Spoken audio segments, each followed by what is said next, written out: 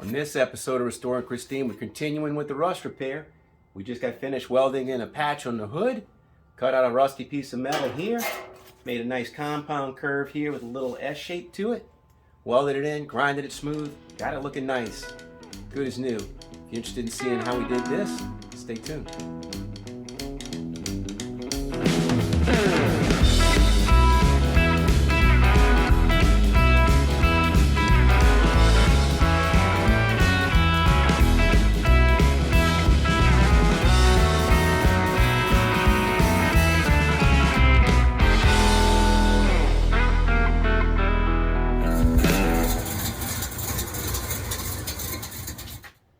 Alright, welcome back to another episode of Restoring Christine. My name is Bill. This 56 Bel Air behind me, she's affectionately referred to as Christine. And this channel is Restoring Christine. It's the video blog that I'm doing that is going to document this build all the way from beginning to end. And we're still doing body work right now. We're still repairing rust. We're almost done though, so let me show you what we're going to get into this week. So there's Christine's hood. It looks nice, except it's got a couple of issues with it that you just get a little bit of an indication of it on the surface. You can see there's some pinholes developing in here. They're starting to come through. And that doesn't look so bad until you get to the backside. And when you get to the backside, this is where we start an episode of Fear Factor. Because if you look really good, it looks like the craters of the moon. So everything back here, this looks like this is where maybe the, I really don't know, man. I don't know how water got up in here, but it got up underneath this. And my concern is that if I do any patching on this side, I've got to do this strip. But then if I do this strip, I'm really leaving everything on the backside. It's probably going to pop through and bleed through after I paint it. So I'm going to have to make a patch that comes all the way back out to here. And if anybody out there has ever welded on flat work, which is what this hood is going to be, here's where heat becomes an issue. So as we weld in this, it's going to want to have a tendency to warp. It's a very scary thing to try to do. You have to figure out whether or not you're going to be doing any better or worse. You're going to improve things, or you're going to making them worse off than what they are. So that's what I've got to do this week. I'm going to go ahead and I'm going to cut that out, and I'm going to bend a shape as best I can with the limited tools that I have. And we're going to try to control the heat as we're welding it. We're going to try to keep it as flat as possible and try not to introduce any warp, because it's a very easy thing to do when you're welding flat work. So let's get started. I'll flip the hood around so you can see what's behind me. That work that we're going to do is going to be over here. But look what's in the way. You've got the bulkhead that goes across the radiator bulkhead. This is the top half that's on the hood to keep the fan shroud to be able to pull air across the motor. It's got two braces here and all on the front. This bolts. But on the hood, this is riveted.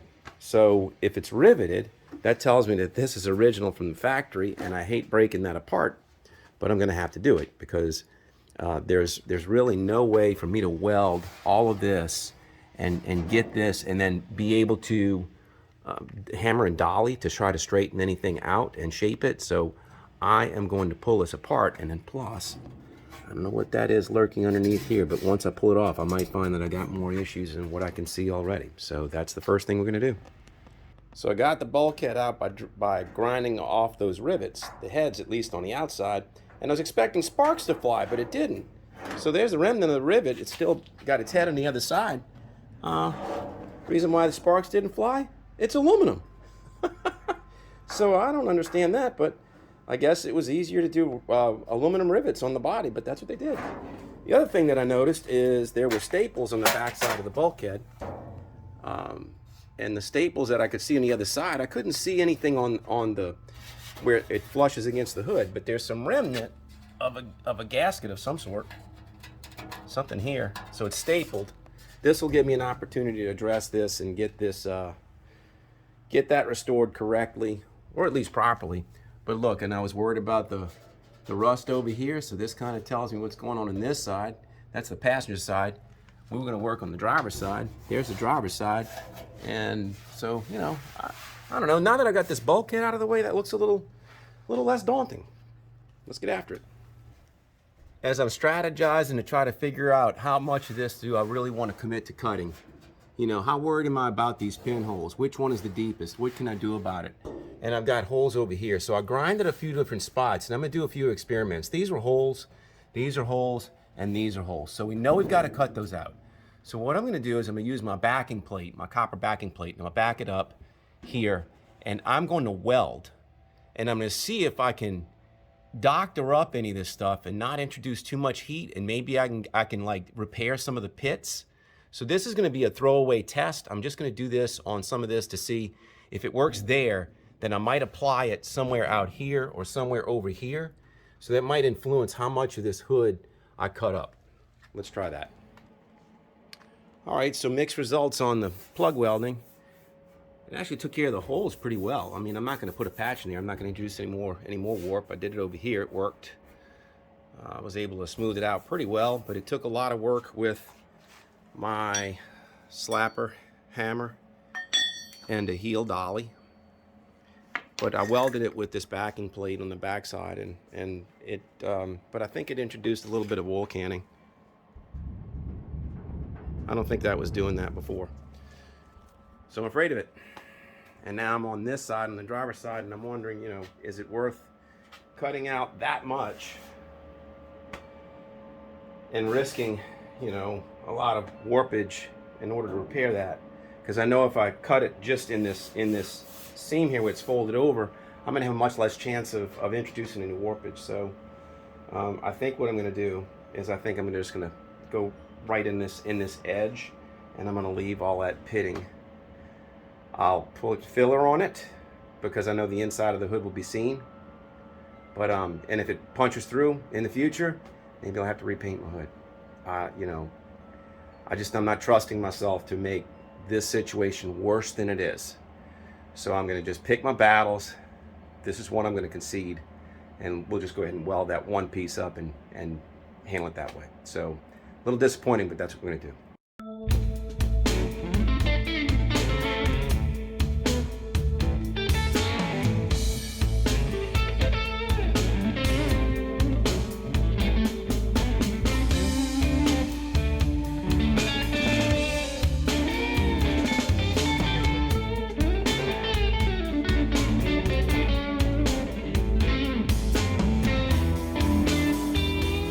Alright, so before I bent it, I scribed the mark here, and that's basically where the crown is coming this way and the crown is coming this way. And this is where it sits along the fender side and then towards the center of the hood. So I've got it curved sort of like an S. I don't know if you can see that, but let's bring it to the fender and see how it fits. It actually fits pretty well. It's got a little bit of a rock back here, and I knew I was going to have this nosing issue. So what I'm going to have to do is I'm going to have to economize over here where this dives. I'm going to probably trim that back to the least amount that I can. It isn't much though, this pitting back here, because that's a compound curve. You have an S in this direction, I have to go that direction. It's going to take a lot of beating and banging to get that in. But this ought to be able to go ahead and grind my area here, and maybe tack weld it, clamp it, and then start hammering it over, and we'll see what that does.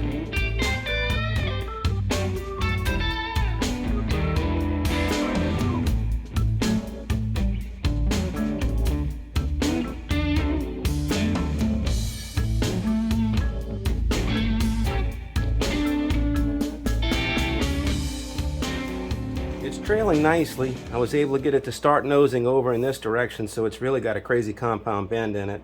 But what I need to do is I need to get, this is riding high. You can see this, but that's riding high. You can see I can get underneath it. So from here to here, it's touching. So what I need to do is I need to bend that over, but it's just bouncing. So I need to bring that over to my brake and hopefully get that to bend a little bit more. I'll do that and I'll bring it back. All right, so I took it over to my brake and I bent this a little bit more. And I also, I kind of put this in a fold of an angle, and when it was upside down, and you could see my hammer marks here. So I tried to beat that down so I would put a compound curve in it and allow this nose to dive down over this. So it looks like it's going to fit pretty good. Yeah, absolutely. I'm sure with a clamping in place, it'll be good. Might bend that a little bit more. So what I'm going to do is I'm going to cut this out rough, prep this edge, and get ready to back cut this. I'll grind this on both sides to prep it for primer. So let's go ahead and do that.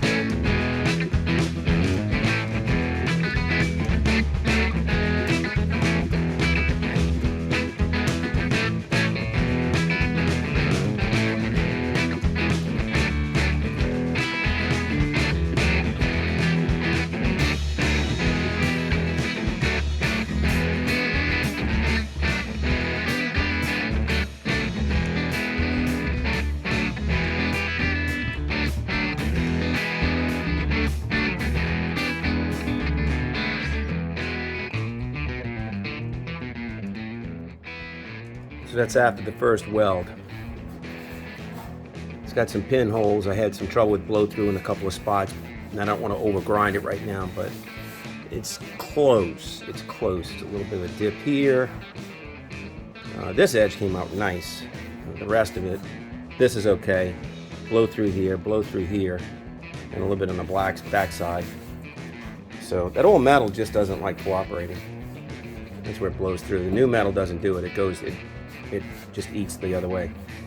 So I'm going to continue working this, and let's see where it goes, how well we can get it.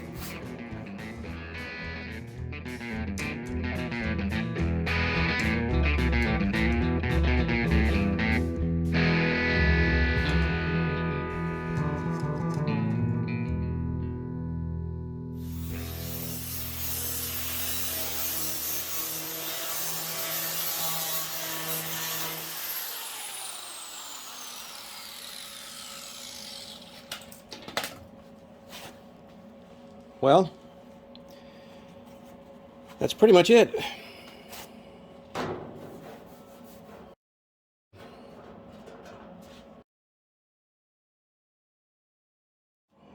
It's a good patch. Shape is really nice. It's not metal finish. You know, I got a little bit of a ridge around the perimeter. Not much. Main thing is to make sure I don't have any pinholes. I need to shine a light underneath it and see what I've got. But it looks good. Yeah, I'm liking it. Alright, so I turned the lights out in the garage, grabbed my flashlight, and I went underneath it. And I found 8 pinholes the first time. 1, 2, 3, 4, 5, 6, 7, 8. And I went around and I put a Sharpie mark on both sides, and then I welded it up. Just a little quick little burst. But then I went through it again, and I found a few more. So you can see what I'm talking about. Here I'm going to flash the flashlight underneath here. See it right on the end of that weld right there. Boom. You can see that. Here's another one.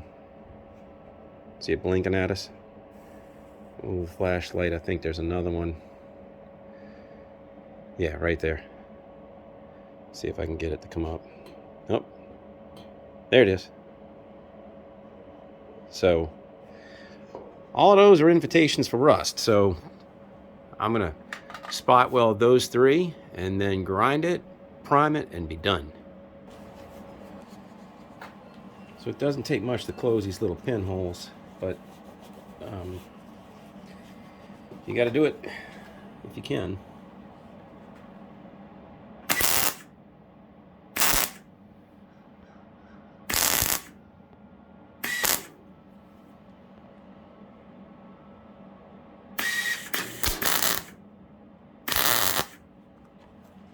I don't know why the wire sticks in my nozzle.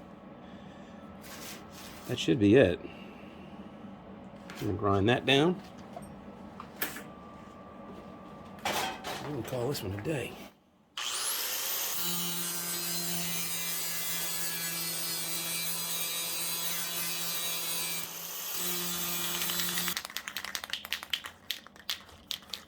Yeah, I'm disappointed I wasn't able to do all of that.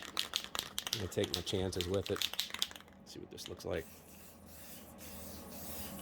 Looks like my nozzle is almost clogged. It's spitting and sputtering and sticking.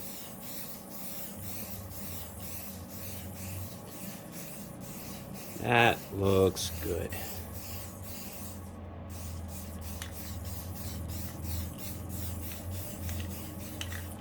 Rust-Oleum self-etching primer.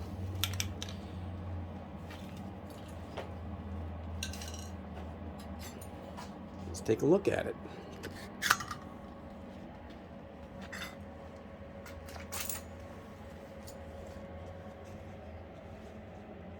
I think it looks good. You know where it's important?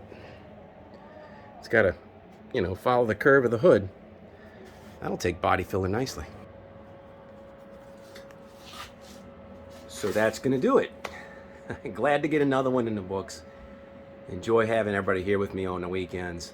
I've still got a little time. I got a little bit of daylight. Maybe I'll get 2 videos in this weekend. We'll see. I got an unboxing video coming up soon, so we'll see. I got a whole bunch of parts. I don't know if you remember last time, but last time I didn't have what I needed. I didn't have any shielding gas. I got that, and then I also didn't have any parts, and I got a few of those. So we're gonna unbox those. That'll be some more videos coming up. But I do appreciate you hanging out with me. I appreciate everybody that likes my videos, gives me a thumbs up. If you're liking them a lot, give me a subscription. And if you really enjoy them, tell a friend. So we'll see you next time. Take care of yourself.